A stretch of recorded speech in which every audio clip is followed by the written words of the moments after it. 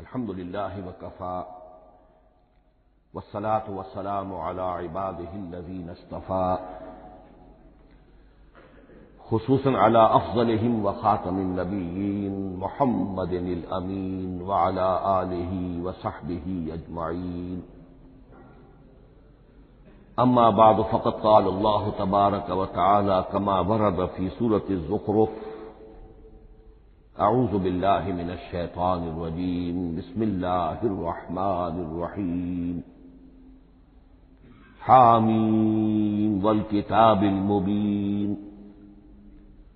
انا جعلناہ قرآنا عربیا لعلکم تعقلون وَإِنَّهُ فِي أُمِّ الْكِتَابِ لَدَيْنَا لَعَلِيٌّ حَكِيمٌ وقال تبارك وتعالى كما ورد في سورة الواقعة فلا أقسم بمواقع النجوم وإنه لقسم لو تعلمون عظيم إنه لقرآن كريم في كتاب مكنون لا يمسه إلا المطهرون تنزيل من رب العالمين وقال عز وجل كما ورد في آخر سورة الفجر بل هو قرآن مجيد في لوح محفوظ صدق الله العظيم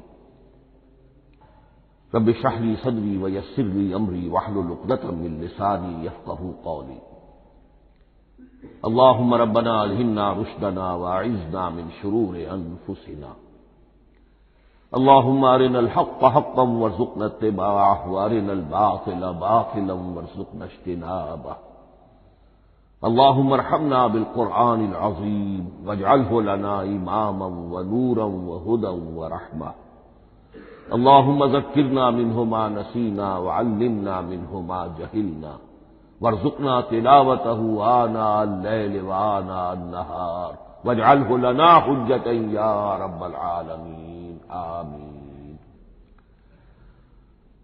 آج شعبان معظم کی 28ویں شب ہے اور ہم ماہ رمضان مبارک کے دوران نماز تراویح کے ساتھ دورہ ترجمہ قرآن کی تمہید کے طور پر آج اور کل تعارف قرآن کے ضمن میں بعض چیزوں پر غور کریں گے تاکہ اثناء دورہ ترجمہ قرآن یہ چیزیں آپ کے ذہن میں ایک پس منظر کے طور پر موجود رہیں۔ رمضان مبارک میں نماز تراویح کے ساتھ دورہ ترجمہ قرآن کا جو سلسلہ ہم نے شروع کیا اب اسے 15 برس سے زائد ہو چکے ہیں۔ الحمدللہ کہ اس کا چرچا اب وسیع و عریض پیمانے پر ہو چکا ہے، نہ صرف اندرون ملک بیرون ملک بھی۔ اس دوران میں خود میں نے جہاں تک مجھے یاد پڑتا ہے کم سے کم 6 مرتبہ دورہ ترجمہ قرآن کی تکمیل کی سعادت حاصل کی ہے۔ 2 مرتبہ اس سے قبل کراچی میں، 3 مرتبہ لاہور میں، 1 مرتبہ ملتان میں، 1 مرتبہ ابوظہبی میں۔ اور اس سال جو میں اپنی اب ضعیفی اور اپنے علالت کے باوجود یہ ہمت کر رہا ہوں اس کا ایک خاص سبب ہے، اور وہ یہ کہ اللہ کے فضل و کرم سے بعض صورتیں ایسی پیدا ہوئیں کہ کیبل ٹی وی پر میرے ان دروس قرآن یا دورہ ترجمہ قرآن کے کیسٹ دکھائے گئے بھارت میں، اور وہیں سے یہ درخواست بھی موصول ہوئی کہ ہم چاہتے ہیں کہ اسے سیٹلائٹ پر ٹیلی کاسٹ کرائیں، لیکن اس کے لیے اس کی جو ریکارڈنگ ہے اس کا معیار بہتر ہونا چاہیے۔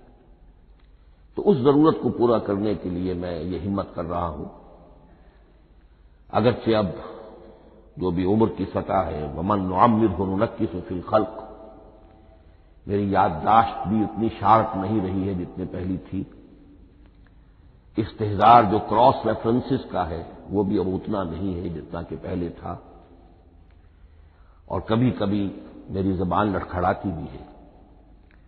ان تمام معذوریوں کے باوجود اس ایک اہم ضرورت کے تحت میں نے یہ ارادہ کیا۔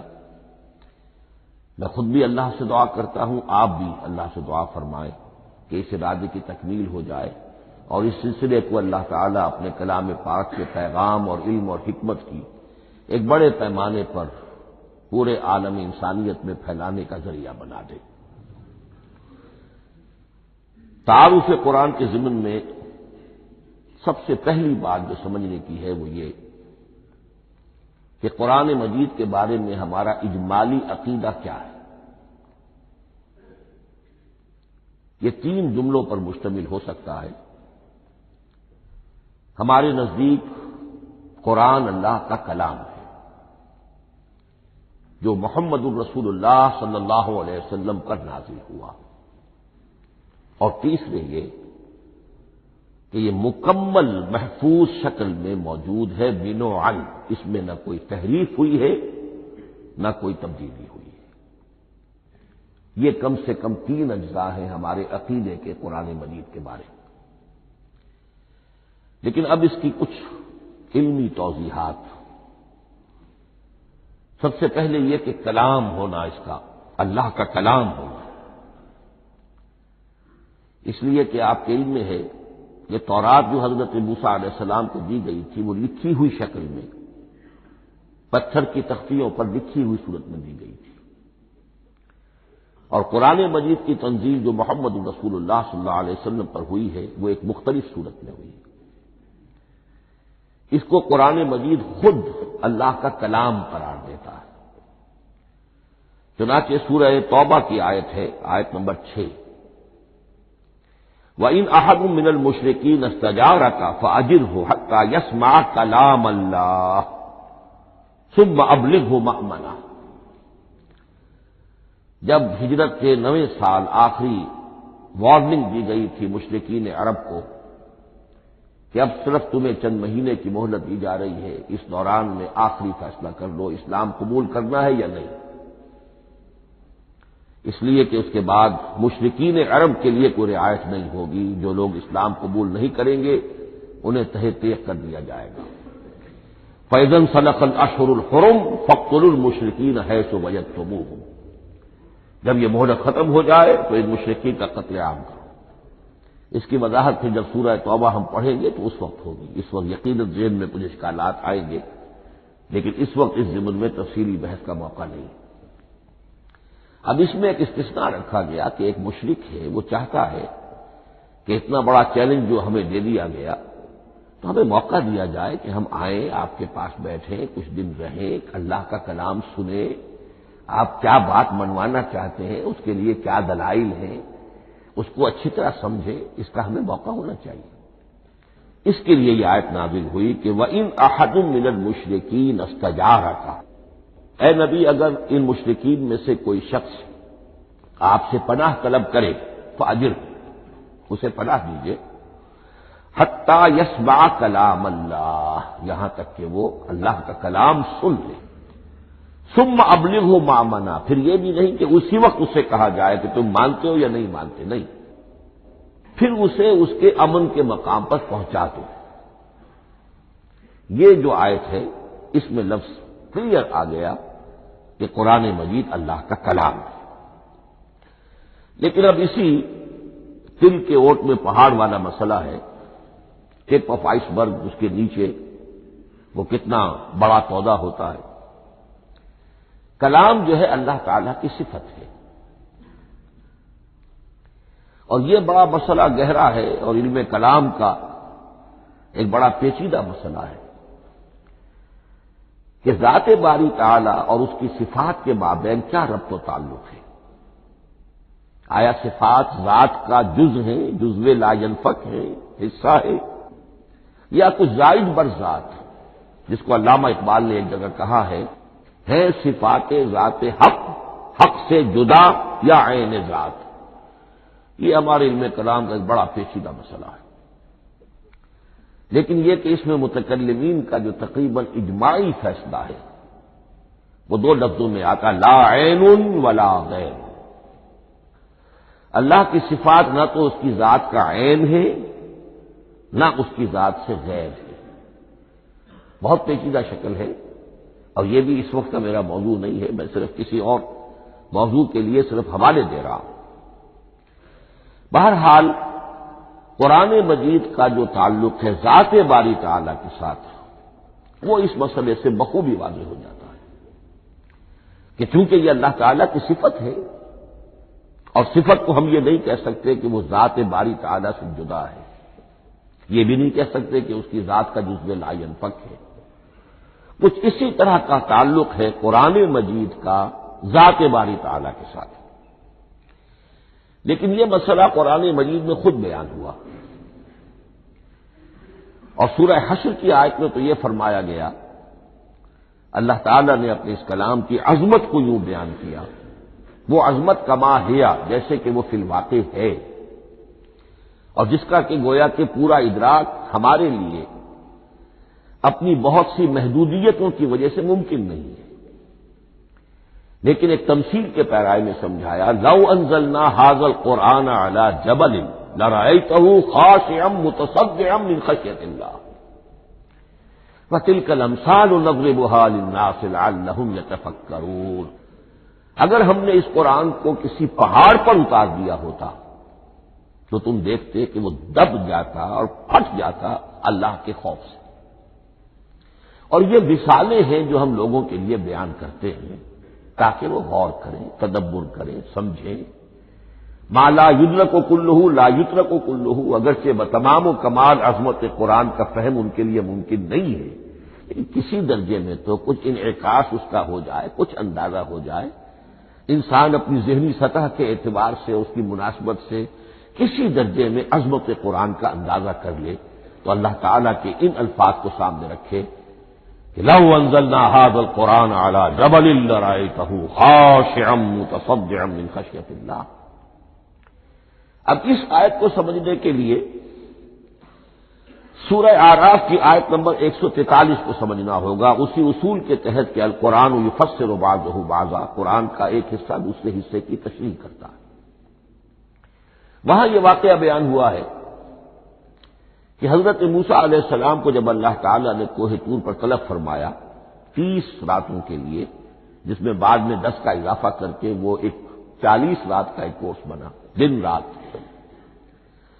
اس موقع پر جو مخاطبہ الہی، مکالمہ الہی سے مشرف ہوئے حضرت موسیٰ علیہ السلام، تو ان کی آتش شوق بھڑکی اور انہوں نے بڑی جرأت کر کے یہ درخواست کر دی، رب ارنی انظر الیک، پروردگار مجھے اپنا دیدار بھی عطا فرما، مجھے موقع عنایت فرما، میں تجھے دیکھ سکوں۔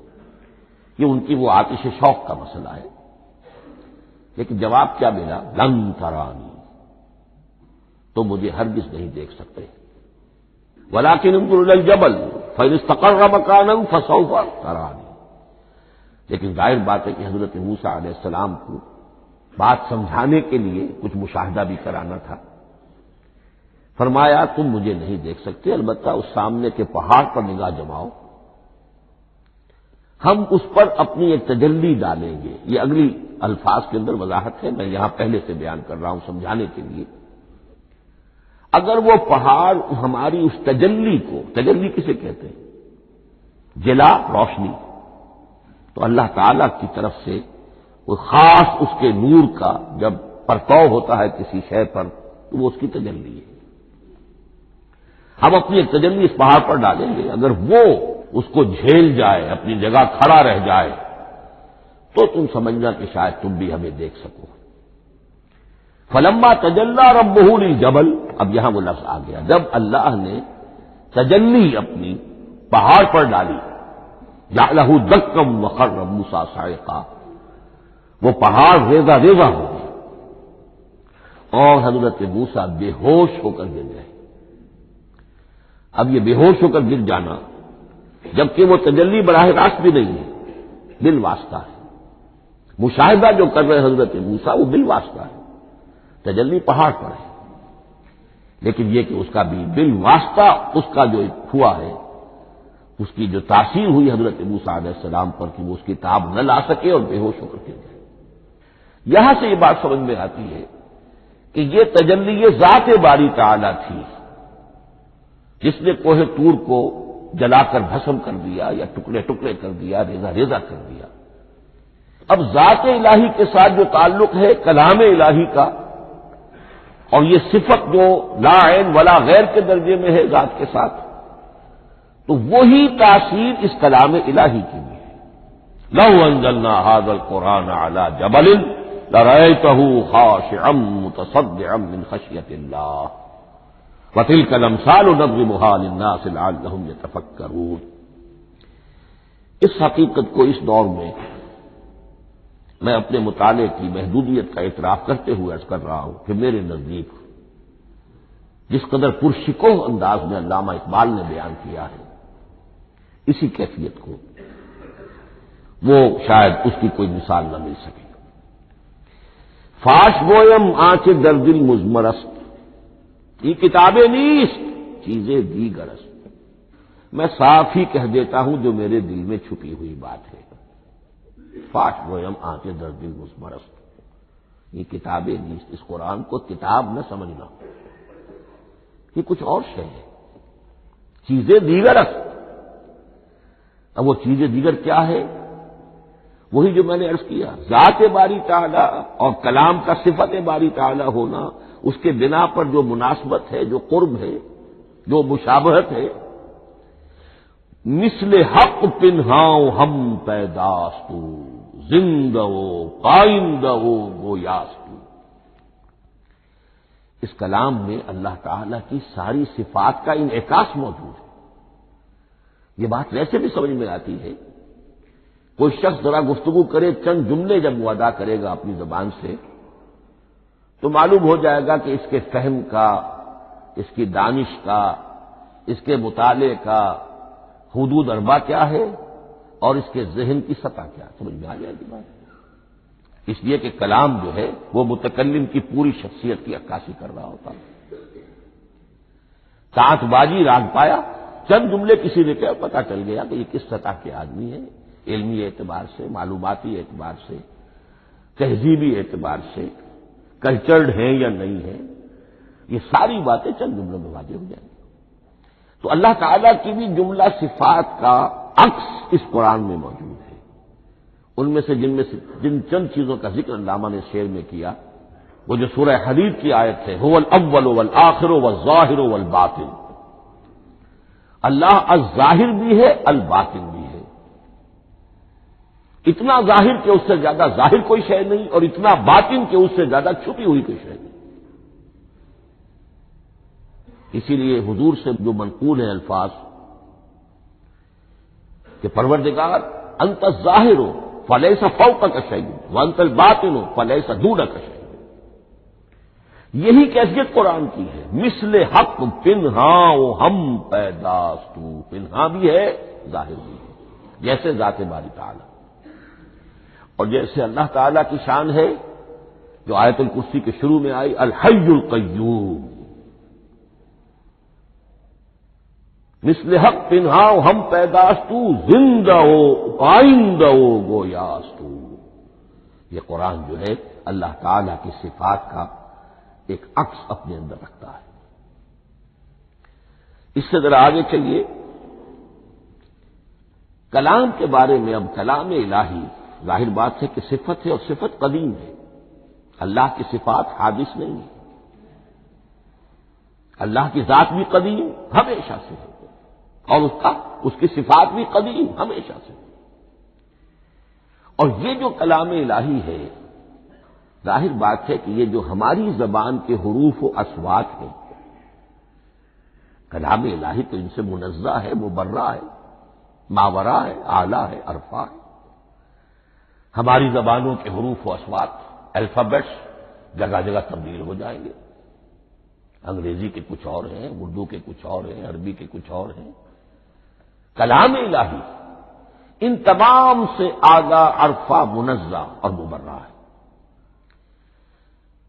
یہ کلام الہی جب بھی نازل ہوا ہے، ظاہر بات ہے حضرت موسیٰ پر اگر کتاب اتاری گئی وہ بھی علم الہی سے آئی، لیکن وہ عبرانی زبان میں آئی،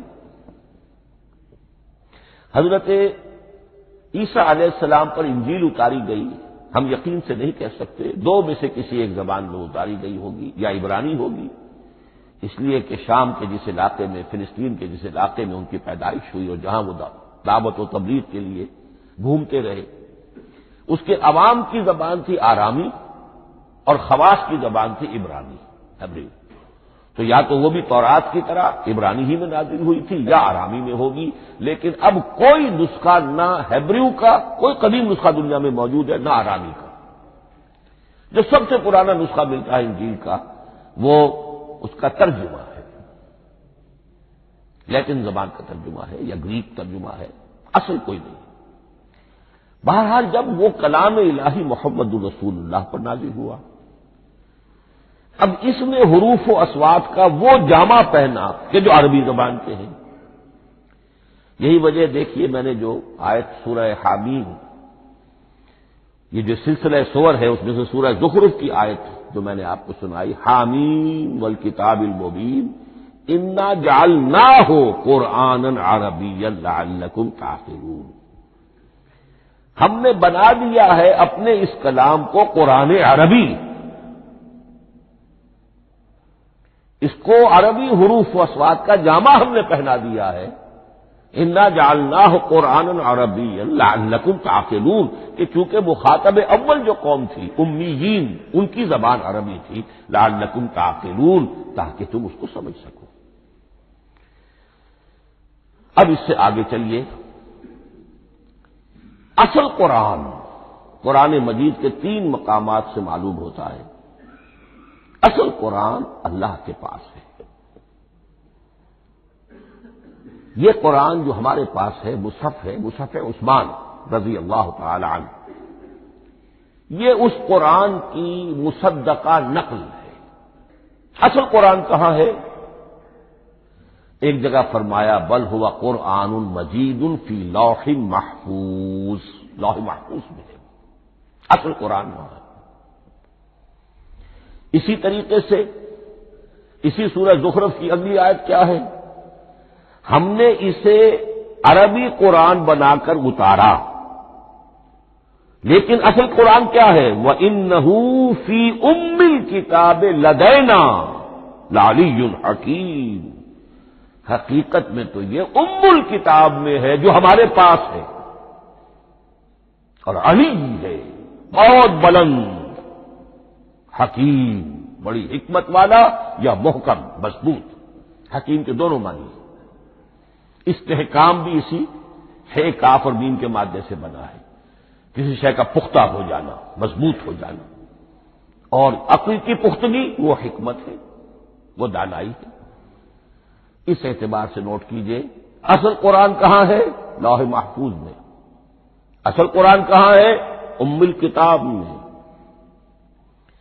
اسی کو کہا گیا ہے ایک اور مقام پر، فی صحف مکرمۃ مرفوعۃ مطہرۃ بأیدی سفرۃ کرام بررہ۔ یہ قرآن، اصل قرآن تو بڑے صحیفوں میں، ان صحیفوں میں ہے، ان صفحات میں ہے، ان اوراق میں ہے، جس کی شان کیا ہے؟ مکرمۃ، ان کی انتہائی تعظیم کی جاتی ہے، مطہرۃ، نہایت پاک صحیفے، فی صحف مکرمۃ مرفوعۃ، بلند و بالا، مطہرۃ بِأَیْدِی سَفَرَةٍ کِرَامٍ بَرَرَةٍ، ان فرشتوں کے ہاتھ میں جو بہت باعزت، بہت اونچے درجے کے، ان کے ہاتھوں میں ہے۔ وہ لوگ ہیں کہ جب جن کی تحویل میں ہے یہ کلام پاک، فی صحف مکرمۃ مرفوعۃ مطہرۃ بِأَیْدِی سَفَرَةٍ کِرَامٍ بَرَرَةٍ۔ اب اسی کو بیان کیا ہے سورہ واقعہ میں، فلا اقسم بمواقع النجوم، تو نہیں، میں قسم کھاتا ہوں ستاروں کے ڈوبنے کی جگہ کی۔ وَإِنَّهُ لَوْ تَعْلَمُونَ لَقَسَمٌ عَظِيمٌ، وَإِنَّهُ لَقَسَمٌ لَوْ تَعْلَمُونَ عَظِيمٌ، اور اگر تم جان سکتے تو یہ بہت بڑی قسم ہے جو ہم نے کھائی ہے، بہت بڑی گواہی ہے جو ہم نے پیش کی ہے۔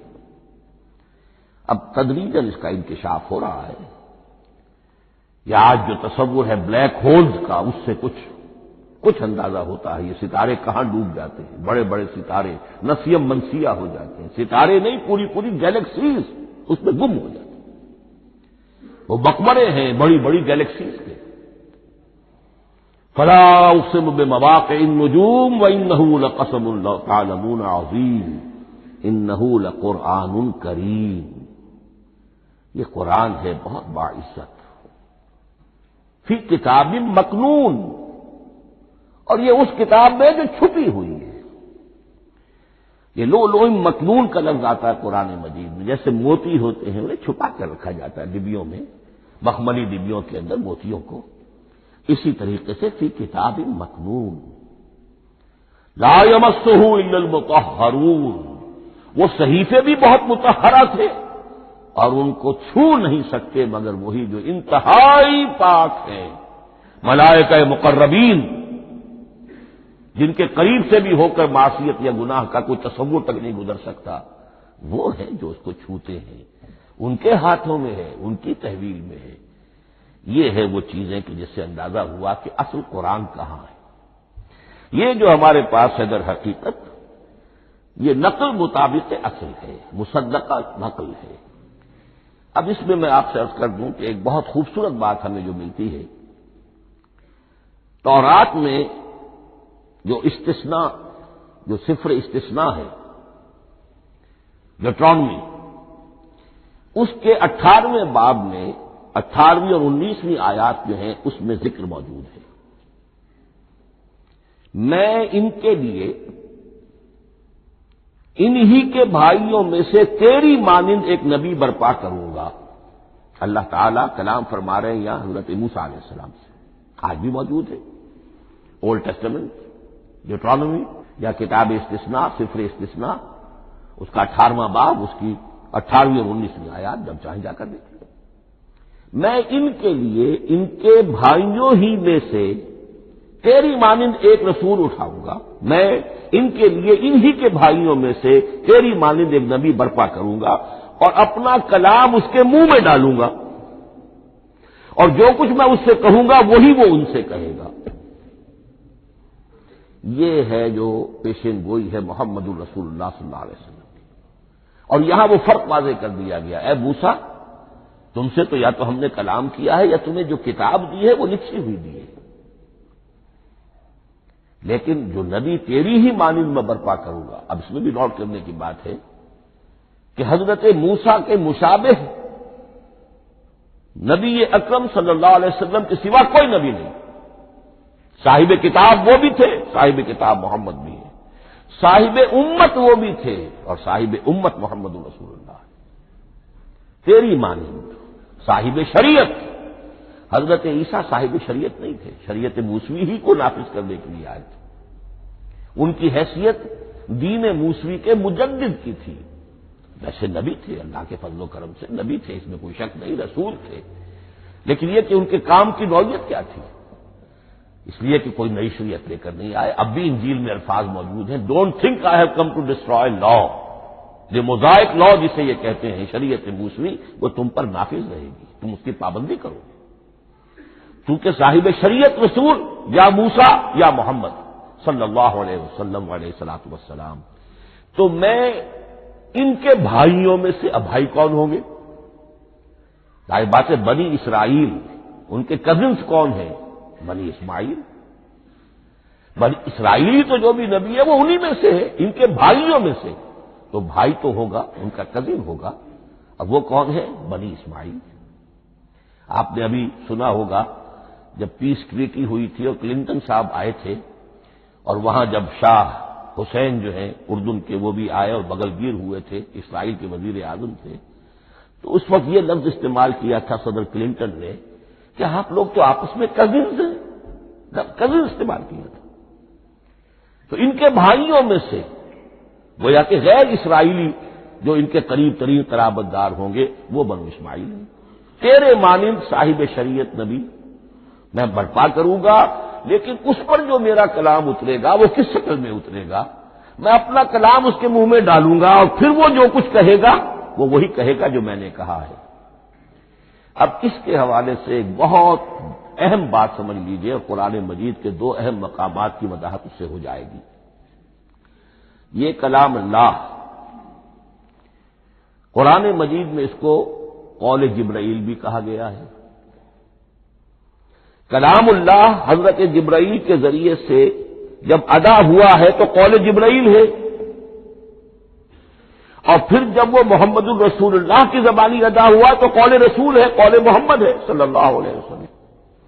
یہ قول اللہ بھی ہے، قول جبرائیل بھی ہے، اور قول محمد بھی ہے بیک وقت۔ یہ بات دیکھیے سورہ انفطار میں اذا السماء انفطرت، اس میں یہ جو الفاظ آئے ہیں انہ لقول رسول کریم، سورۃ تکویر اذا الشمس كورت، انہ لقول رسول کریم ذی قوت عند ذی العرش مکین مطاع ثم امین وما صاحبکم بمجنون۔ یہ یہاں پر حضرت جبرائیل کا ذکر ہو رہا ہے۔ وما ہوا بقول شیطان الرجیم، محمد تک اس قرآن کو لانے والا تو وہ بلند پائے کا فرشتہ ہے، یہ کوئی شیطان رجیم نہیں ہے۔ اس لیے کہ مکے والوں نے کہہ دیا تھا ہو سکتا ہے کوئی بدروح آئی ہو محمد پر، اور اس بدروح نے کوئی الٹی سیدھی بات سکھا دی ہو، نہیں۔ انہ لقول رسول کریم، یہاں رسول کریم کون ہے؟ حضرت جبرائیل۔ انہ لقول رسول کریم ذی قوت عند ذی العرش مکین، بڑی قوت والا اور جس کا بڑا اونچا مقام اور مرتبہ ہے عرش والے کے قریب۔ ذی قوت عند ذی العرش مکین مطاع ثم امین، وہ فرشتوں کے مطاع ہیں، فرشتے ان کی اطاعت کرتے ہیں، فرشتوں کے سردار ہیں، اور پھر ساتھ ہی پورے امین ہیں، جبرائیل امین، یہ ہم لفظ استعمال کرتے ہیں۔ اور اس کے بعد آگے جا کے فرمایا وما ہوا بقول شیطان الرجیم، یہ کسی شیطان رجیم کا قول نہیں ہے۔ اب یہاں اس سورہ تکویر میں قرآن کو قول جبرائیل قرار دیا گیا، لیکن سورۃ الحاقہ میں چلیے اس کے آخر میں آتا ہے انہ لقول رسول کریم وما ہوا بقول شاعر قلیلا ما تؤمنون ولا بقول کاہن قلیلا ما تذکرون تنزیل من رب العالمین۔ یہاں اب رسول کریم سے مراد محمد الرسول اللہ صلی اللہ علیہ وسلم، یہ کسی شاعر کا قول نہیں ہے، کسی کاہن کا قول نہیں ہے، یعنی جس کے زبانی یہ قرآن لوگوں کے سامنے آ رہا ہے۔ جبرائیل کا قول ہو کر تو محمد پر نازل ہوا صلی اللہ علیہ وسلم، لیکن اب لوگوں کے سامنے وہ قول محمد بن کر آ رہا ہے۔ انہ لقول رسول کریم وما ہوا بقول شاعر قلیلا ما تؤمنون ولا بقول کاہن قلیلا ما تذکرون تنزیل من رب العالمین۔ تو قرآن مجید کلام اللہ ہے، پھر وہ قول جبرائیل بنا جب جبرائیل نے آ کر محمد کو سنایا، اور پھر وہ قول محمد بنا جب محمد کی زبان مبارک سے لوگوں نے اسے سنا، اہل عرب نے سنا، اور پھر وہ بات پھیلتی چلی گئی۔ اب آخری بحث اس موضوع پر جو ہے وہ یہ ہے، کلام الہی کی 3 صورتیں ہیں جو قرآن مجید میں سورہ شورى کی آیت نمبر 51 میں بیان ہوئی ہے۔ وما كان لبشر ان يكلمه اللہ،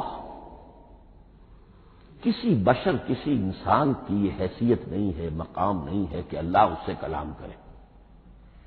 یہ نہیں کہا کہ اللہ کے لیے ممکن نہیں ہے، نہیں، اللہ کے لیے تو ہر شے ممکن ہے، لیکن کسی بشر کا یہ مقام نہیں ہے کہ اللہ اس سے کلام کرے۔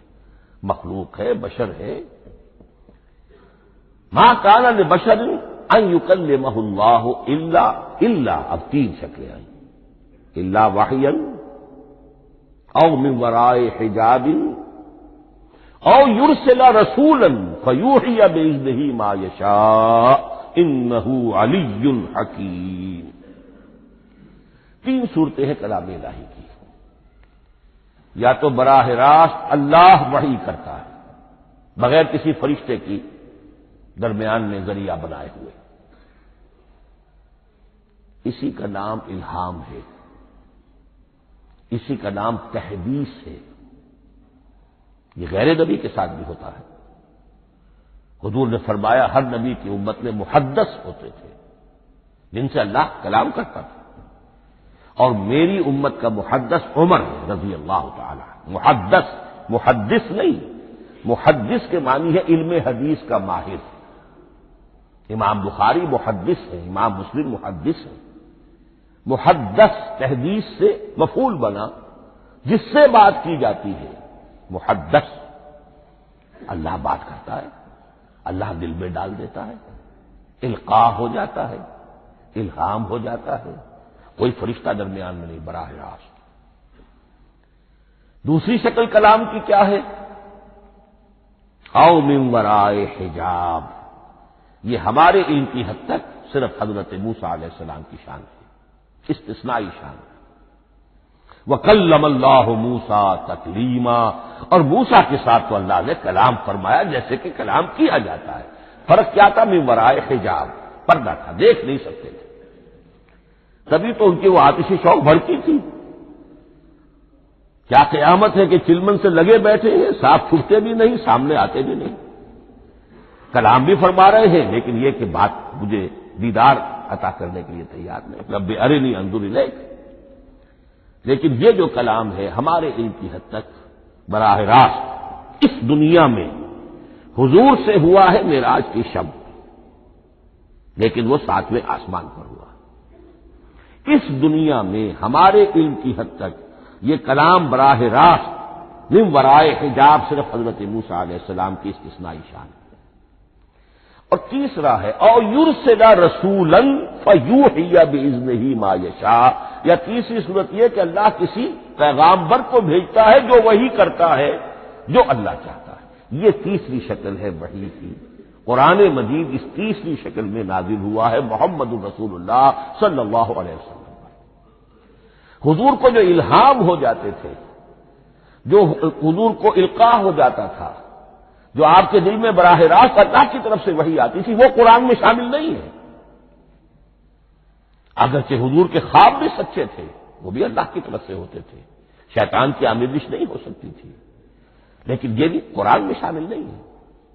قرآن میں شامل ہے تیسری قسم کی وحی، او یرسل رسولا، پھر ہم بھیجتے ہیں ایک پیغامبر کو فرشتوں میں سے۔ اللہ یصطفی من الملائکۃ رسلا ومن الناس، اللہ چن لیتا ہے فرشتوں میں سے بھی اپنا پیغامبر اور انسانوں میں سے بھی۔ تو فرشتے کے ذریعے سے ایک فرشتہ جو اللہ سے لیتا ہے اور انسان رسول انسان تک پہنچا دیتا ہے۔ اب وہ رسول انسان، رسول بشر جو ہے وہ اپنے ہم نوع، ہم جنس لوگوں کو پہنچاتا ہے۔ تو اللہ یصطفی من الملائکۃ رسلا ومن الناس، یہاں وہی بات فرمائی او یرسل رسولا فیوحی باذنہ ما یشاء، پھر وہ وحی کرتا ہے اللہ کے حکم سے جو اللہ چاہتا ہے۔ یہ کلام الہی کی یہ تیسری شکل ہے جو محمد الرسول اللہ صلی اللہ علیہ وسلم پر نازل ہوا، اور وہ ہے قرآن حکیم۔ اب ایک اور بحث جو علمی ہے وہ یہ ہے کہ حضور پر جو اس کا نزول ہوا اس کی کیفیات کیا تھی۔ دو الفاظ استعمال ہوتے ہیں، انزال بھی اور تنزیل بھی۔ ان دونوں میں فرق کیا ہے اس کو نوٹ کر لینا چاہیے۔ لغوی اعتبار سے جان لینا چاہیے، نزل ینزل، کسی کا خود اترنا، نازل ہونا، اترنا۔ انزل ینزل، دفعتن اتار دینا، کسی اور نے کسی شے کو دفعتن نیچے اتار دیا۔ یہی مفہوم نزلہ کے ساتھ بے لگ جائے تو آ جاتا ہے، با کے ساتھ نزلہ بہی، یہ اتارنے کے مفہوم میں آئے گا۔ لفظی ترجمہ یہ بھی کر سکتے وہ اترا اس شے کے ساتھ۔ نزلہ بہ الروح الامین، اس کو لے کر نازل ہوا خود روح الامین فرشتہ علی قلبک کا، اے محمد صلی اللہ علیہ وسلم آپ کے قلب مبارک پر۔ تو نزلہ بے اور انزال اس کے معنی ایک ہی ہے، لیکن اگلا لفظ ہے تنزیل، نزل ینزل تنزیلا، اس کے معنی ہے رفتہ رفتہ، تدریجاً، نجمن نجمن، تھوڑا تھوڑا کر کے، وقفے وقفے سے اتارنا۔ جیسے عربی میں اعلام کہیں گے کسی کو کچھ بتا دینا، باخبر کر دینا، مطلع کر دینا، بھائی مطلع کر دیا میں نے، اب تم جانو تمہارا کام، یہ اعلام کہلائے گا۔ تعلیم کسے کہتے ہیں؟ سکھانا درجہ بدرجہ، دیکھنا اس کی استعداد کیا ہے، آج یہ کیا بات سمجھ سکتا ہے، میں اتنے ہی درجے تک سمجھاؤں، اب کل میں اسے مزید سمجھاؤں گا، پرسوں مزید سمجھاؤں گا۔ یہ درجہ بدرجہ کسی شے کو سمجھانا یہ تعلیم ہے۔ تو انزل ینزل انزالا، یہ ہے اتار دینا دفعتن، اور نزل ینزل تنزیلا، یہ ہے تدریجاً اتارنا۔ اب قرآن مجید کے لیے یہ دونوں الفاظ مستعمل ہیں، لیلۃ القدر اور لیلۃ المبارکہ۔ اب یہ دو بھی نوٹ کر لیجئے، قرآن مجید میں چونکہ اہم مضامین کم سے کم دو جگہ پر ضرور آتے ہیں۔ انا انزلناہ فی لیلۃ القدر، یہاں انزلنا ہے، نزلنا نہیں ہے، انزلنا ہے، ہم نے اتارا اس کو لیلۃ القدر میں۔ اور باقی صورت تو آپ کو یاد ہوگی، وما ادراک ما لیلۃ القدر، لیلۃ القدر خیر من الف شہر، تنزل الملائکۃ والروح فیہا باذن ربہم من کل امر، سلام ہی حتی مطلع الفجر۔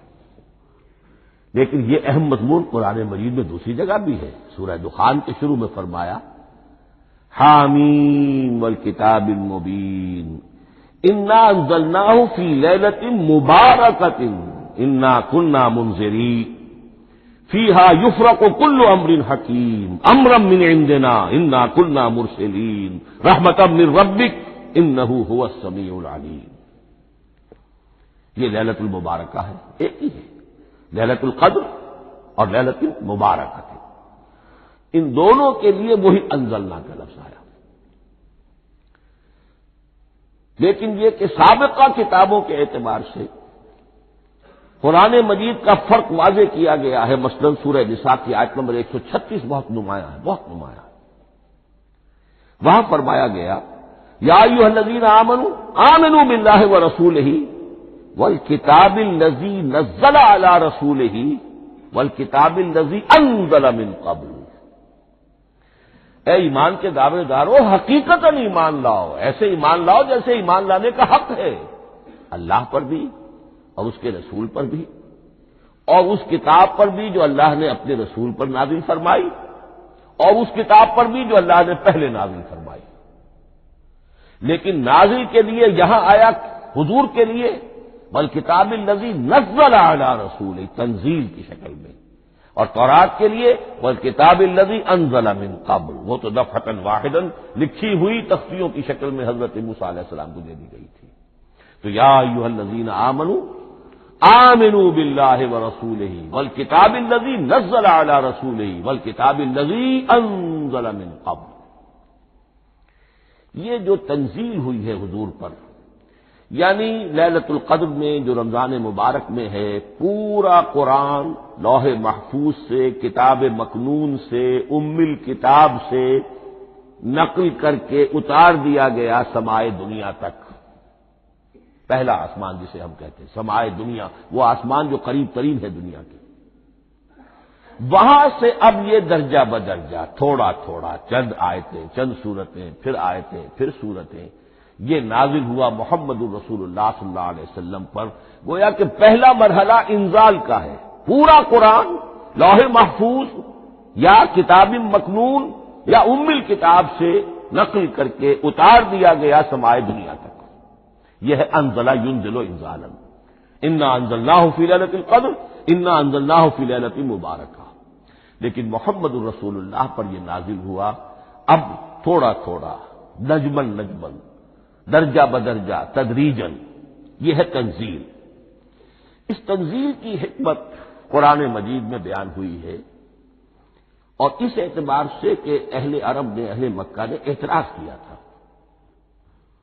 کہ یہ پورا قرآن کیوں نہیں محمد ایک ہی مرتبہ پیش کر دیتے صلی اللہ علیہ وسلم۔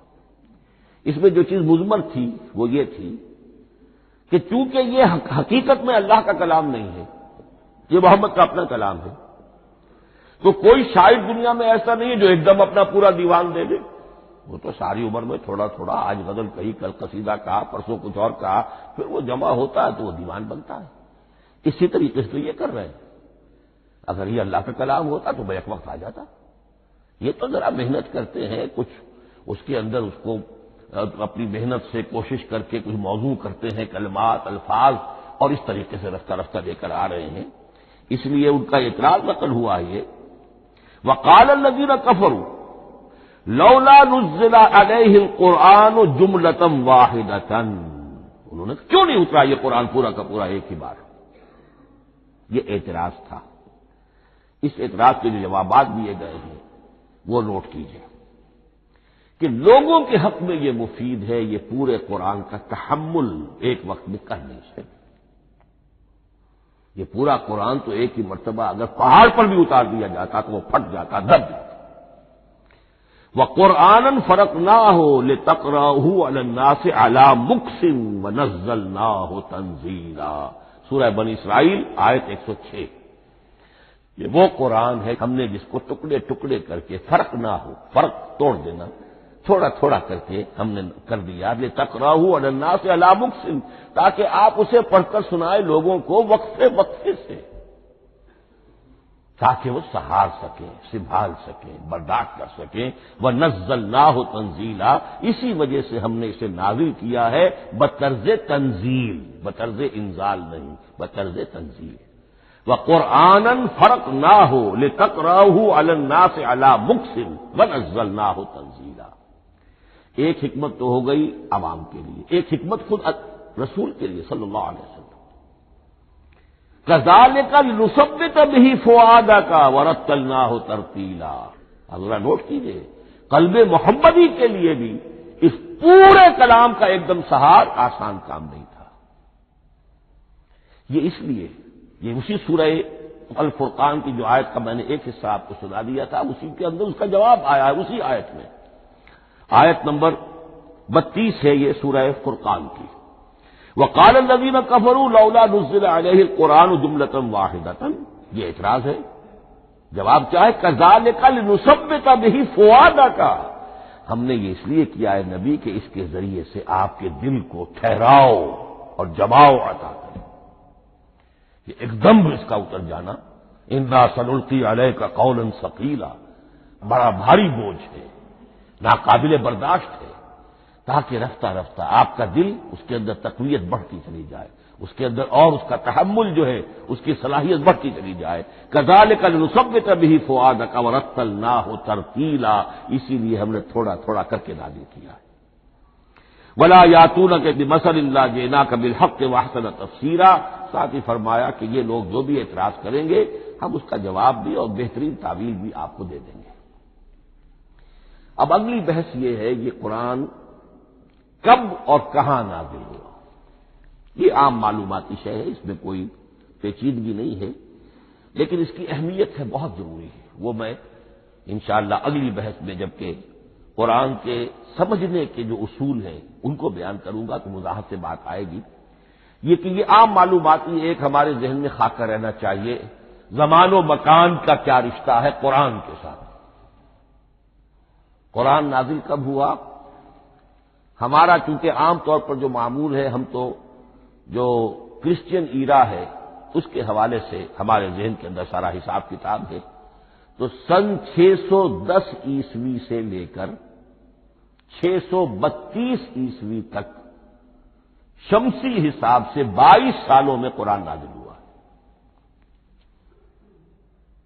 571 حضور کی ولادت کا سال ہے، 571 عیسوی۔ 610 میں آپ 39 سال کے ہوئے، لیکن قمری حساب سے 40 کے ہو چکے۔ 610 میں قرآن کی تنزیل شروع ہوئی اور 632 میں آپ کا انتقال ہوا۔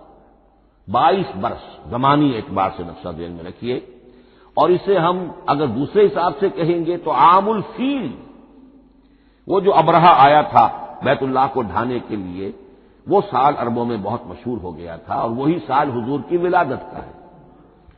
تو عام الفیل ہی میں حضور کی ولادت ہوئی، لہذا 40 عام الفیل میں قرآن مجید کا نزول شروع ہوا، اور 11 ہجری تک یہ 23 برس بنتے ہیں قمری حساب سے۔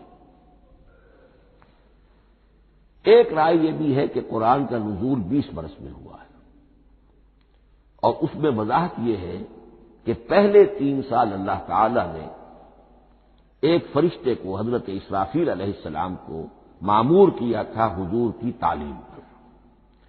دنیاوی اعتبار سے حضور نے کوئی تعلیم حاصل نہیں کی، آپ امی تھے، آپ نے دنیاوی اعتبار سے کسی کے سامنے زانو تلمس طے نہیں کیا، کہیں کوئی تعلیم حاصل نہیں کی، کہیں کوئی تحصیل علم نہیں کی، لیکن اللہ تعالیٰ نے علمہ شدید القوا، اللہ تعالیٰ نے جو کچھ انہیں سکھایا ہے، جو علم انہیں عطا کیا ہے، تو ایک روایت یہ ہے کہ 3 برس تک، اور اس کے بعد پھر قرآن نازل ہونا شروع ہوا تو 20 برس تک قرآن نازل ہوا، لیکن وہ لوگ بھی مانتے ہیں کہ سورہ علق کی آیتیں نازل ہو چکی تھی، پھر 3 برس کا وقفہ ہے۔ سورہ علق کی آیتیں کیا ہے؟ جو پہلی وحی ہے، اقرا بسم ربک الذی خلق خلق الانسان من علق اقرا وربک الاکرم الذی علم بالقلم علم الانسان ما لم یعلم، گویا کہ بسم اللہ ہو رہی ہے محمد رسول اللہ صلی اللہ علیہ وسلم کی تعلیم کی، اور جن گھرانوں میں یہ رواج ابھی تک چل رہا ہو، بسم اللہ بچوں کی کراتے ہیں، ایک تقریب کی شکل میں منعقد کرتے ہیں، ہمارے ہاں یہ رواج تھا، اب ہم چھوڑ چکے ہیں، کہ جو تقریب بھی حضور کی اور صحابہ کی زندگیوں سے ثابت نہ ہو، ہمیں کوشش کرنی چاہیے کہ ان تقریبات کا سلسلہ منقطع کریں۔ ما انا علیہ واصحابی، ہماری تقریبات جو ہے وہ بس وہیں تک محدود رہنی چاہیے۔ بہرحال وہ جو ایک چلتی ہے روایت، 4 سال 4 مہینے 4 دن کا بچہ یا بچی ہے تو بسم اللہ یہی آیتیں پڑھی جاتی ہیں، پڑھ تو نہیں سکتا، انگلی رکھ کر پڑھانے والا کوئی عالم دین بیٹھ جاتا ہے سامنے، وہ نہا دھو کر بچہ یا بچی بیٹھی ہوئی ہے اور اس کو اقرا بسم ربک الذی خلق خلق الانسان من علق اقرا وربک الاکرم الذی علم بالقلم علم الانسان ما لم یعلم۔ اب اس میں تو سارا پڑھنے پر زور ہے، حصول علم پر زور ہے، کسی تبلیغ کا حکم ہی نہیں، ابھی رسالت کا کوئی تذکرہ کچھ بھی نہیں، اس میں تو قیامت کا بھی کوئی ذکر نہیں۔ اب اس کے بعد روایت یہ ہے کہ 3 برس تک پھر حضرت اسرافیل دن رات حضور کے ساتھ رہے ہیں اور آپ کی تعلیم ہوئی ہے، اور پھر 3 برس کے بعد پھر وحی کا سلسلہ شروع ہوا ہے، واللہ عالم۔ لیکن یہ کہ جب سورہ اقرا نازل ہو چکی ہے، اس کی 5 آیتیں، تو وہ 3 برس بھی اس کا وقفہ شمار ہوں گے، زمانہ نزول پھر وہی 23 برس رہے گا۔ اسی کے ساتھ میں نے عرض کیا تھا کہ دوسری بات یہ کہاں نازل ہوا قرآن، ایک لفظ میں تو یہ سمجھ لیجئے یہ حجاز میں نازل ہوا۔ حجاز جزیرہ نمائے عرب کا ایک خاص حصہ ہے، پہاڑی سلسلہ، یوں سمجھ لیجئے، اس کو ذہن میں رکھیے، جزیرہ نمائے عرب جو ہے وہ شمال سے جنوب کی طرف چوڑا ہوتا جاتا ہے، شمال میں شام اور عراق کی طرف جاتا ہے تو وہ تنگ ہے، پھر نیچے چوڑا ہو رہا ہے۔ اس کا جو مغربی ساحل ہے جس پر جدہ کی بندرگاہ بھی ہے، یمبو کی بھی ہے، اس کے کہیں وہ ایک میدان شروع ہوتا ہے ساحل سے، کہیں وہ بہت مختصر ہے، کہیں خاصا چوڑا ہے، اس کو کہتے ہیں تہامہ۔ پھر ایک پہاڑی سلسلہ ہے، اس کو کہتے ہیں حجاز۔ یہ پہاڑی سلسلہ جو ہے اس کے بعد جو ہے وہ نجد کہلاتا ہے، وہ سطح مرتفع ہے، پلیٹو۔ تو یہ 3 حصے ہیں جزیرہ نمائے عرب کے جغرافیائی اعتبار سے، اور حجاز کہتے بھی ہیں پردے کو، حاجزن، پردہ جو 2 چیزوں کے درمیان حائل ہو جائے، تو یوں سمجھیے کہ یہ فلیٹ ہے نجد کا، اور یہ فلیٹ ہے میدان، یہ ہے تہامہ کا، اور درمیان میں یہ پہاڑی سلسلہ کھڑا ہوا ہے، تو یہ گویا کہ ان دونوں کو جدا کر رہا ہے، یہ حجاز ہے۔ اس حجاز ہی کا شہر مکہ ہے، اس حجاز ہی کا شہر مدینہ ہے، اس حجاز ہی کا شہر طائف ہے، اس حجاز ہی کی آخری ٹپ سمجھ لیجیے تبوک ہے۔ تو حضور صلی اللہ علیہ وسلم کی پوری زندگی آغاز وحی کے بعد سے لے کر وہ اسی علاقے کے اندر، پہلے آپ مکے میں تھے، قرآن مجید کی جو صورتیں اس دور میں نازل ہوئی، آیتیں نازل وہ مکیات کہلاتی ہیں۔ پھر آپ نے ہجرت کی، اور ہجرت کر کے جب آپ جا رہے تھے اس دوران میں بھی کچھ قرآن نازل ہوا اثناء ہجرت میں۔ پھر آپ مدینے تشریف فرما ہوئے، اب وہ ہم کہتے ہیں مدنی قرآن، لیکن مدنی قرآن سارا مدینے میں نازل نہیں ہوا۔ آپ کبھی جا رہے کسی مہم پر، کسی جنگ کے لیے، غزوہ بدر کے لیے آ گئے ہیں، تو وہاں جو آیات نازل ہو رہی ہیں وہ مدینے میں تو نہیں ہو رہی۔ براڈ تقسیم تو یہی ہے، مکی مدنی۔ ہجرت سے قبل جو کچھ نازل ہوا وہ مکی، ہجرت کے بعد جو کچھ نازل ہوا وہ مدنی۔ لیکن صرف مدنی کہنا صحیح نہیں ہے، اثناء سفر تبوک، اتنا طویل سفر ہے آپ کا، اس کے دوران آتے جاتے قرآن نازل ہوتا رہا۔ لیکن یہ بات نوٹ کر لیجئے کہ پورا قرآن حجاز ہی میں نازل ہوا ہے، یہ تمام شہر، یہ تمام علاقہ حجاز کہلاتا ہے۔ ایک اور بحث جو ہم اسی اپنی پہلی نشست میں مکمل انشاءاللہ کر لیں گے وہ ہے محفوظیت قرآن کی بحث۔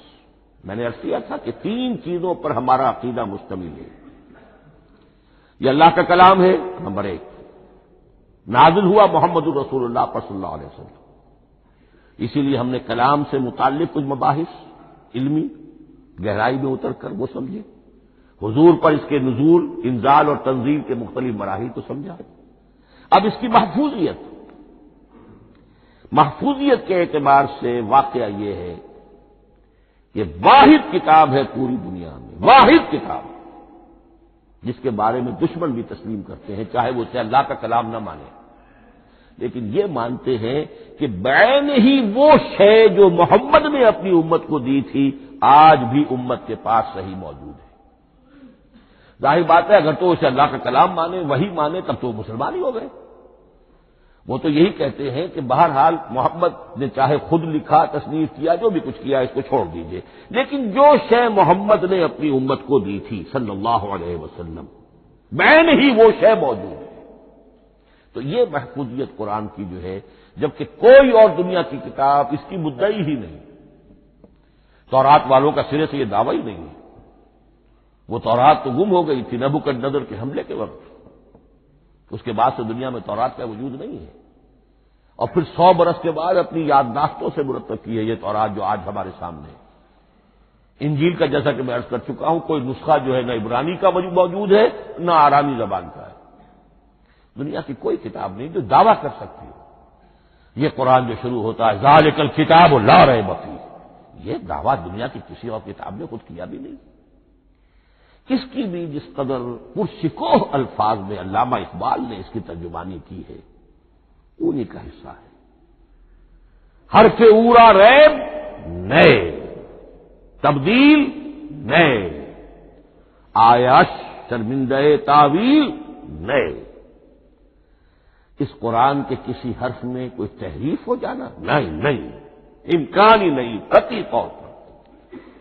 کسی لفظ کا بدل دیا جانا نہیں، حرف اورا ریب نئے، تبدیل نئے، اس میں کسی کا شک پر مبنی ہونا نہیں، آیش شرمندہ تعویل نئے۔ اس کی آیت کوئی بھی ایسی نہیں جسے تروڑا مروڑا جا سکے، یہ اپنی حفاظت خود کرتی ہے۔ لا یاتیہ الباطل من بین یدیہ ولا من خلفہ، حامیم السجدہ کی آیت نمبر 42۔ اس پر باطل حملہ آور ہو ہی نہیں سکتا۔ انا نحن نزلنا الذکر وانا لہ لحافظون، ہم ہی نے یہ الذکر نازل کیا ہے اور ہم ہی اس کی حفاظت کرنے والے ہیں۔ جہاں تک پہلے ٹکڑے کا تعلق ہے اس آیت مبارکہ کا، اس میں تو تورات بھی آئے گی۔ تورات کس نے نازل کی؟ اللہ نے نازل کی۔ انجیل کس نے نازل کی؟ اللہ نے نازل کی۔ انا انزلنا التوراۃ فیہا ھدی ونور، یہ سورہ مائدہ میں الفاظ ہیں۔ انجیل کے بارے میں بھی ہم نے انجیل عطا کی عیسیٰ کو، فیہ ھدی ونور۔ لیکن یہ کہ انا نحن نزلنا الذکر، اس کو اس قدر تاکید کے ساتھ کہہ کر وانا لہ لحافظون، اور ہم ہی اس کے محافظ ہیں۔ لیکن اس موضوع پر اہم ترین مقام جو ہے قرآن مجید کا وہ سورہ قیامہ کی یہ آیات ہے، لا تحرک بہ لسانک لتعجل بہ۔ جب قرآن نازل ہوتا تھا حضور جلدی جلدی زبان کو حرکت دیتے تھے، یاد کر لیں، مبادا کہیں بھول جاؤ، مبادا کوئی لفظ جو ہے تبدیل ہو جائے۔ یہ مشقت جو آپ جھیل رہے تھے اس سے اللہ نے روک دیا، از راہ شفقت اور محبت۔ لا تحرک بہ لسانک لتعجل بہ ان علینا جمعہ وقرآنہ، ہمارے ذمے ہے اس کو جمع کر دینا، آپ کے سینے میں جمع کر دیں گے اس کو۔ اور صرف جمع کرنا نہیں، قرآن ترتیب، قرآن ہوتا ہے پڑھا جاتا ترتیب سے، یعنی ترتیب نزولی، یہ بعد میں ہماری علیحدہ بحث بھی آئے گی کہ ترتیب نزولی اور ہے، ترتیب مصحف اور ہے، یہ ترتیب بھی ہم کروا دیں گے، یہ بھی ہمارے ذمے ہے۔ ان علینا جمعہ وقرآنہ فاذا قرأناہ فاتبع قرآنہ، پھر جب ہم جس ترتیب سے پھر آپ کو پڑھائیں اسی ترتیب کی پیروی کیجیے۔ یہ جو ہے کہ قرآن کا جمع اور تدوین، یہ بھی اللہ تعالیٰ نے اس کی ضمانت لی، اور اس کی ترتیب بھی اللہ تعالیٰ ہی کی ضمانت سے ہے۔ اس اعتبار سے محفوظیت قرآن کے یہ دونوں پہلو ہمارے سامنے رہنے چاہیے۔ بارک اللہ لی ولکم فی القرآن العظیم ونفعنی وإیاکم بالآیات والذکر الحکیم۔